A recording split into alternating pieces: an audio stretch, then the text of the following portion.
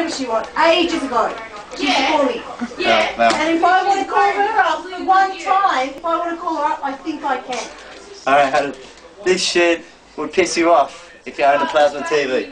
But, as I'm about to show you, this is how you fix it. You're the one who keeps saying, tell us everybody that you steal. Take medication, fucking, that's why I'm lucky.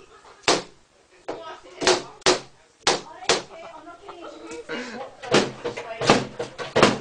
I've been asked what's going on, and I had a brief fucking conversation with Sophie, because she asked me about the upset one day. That's it. If the whole class knows, we'll fucking, we'll be doing it.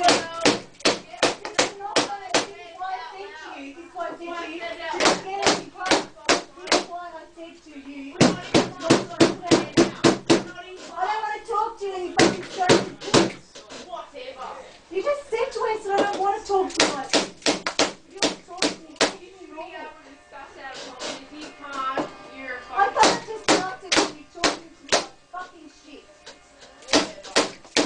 You started attacking me with your words, and I can't talk to you like that.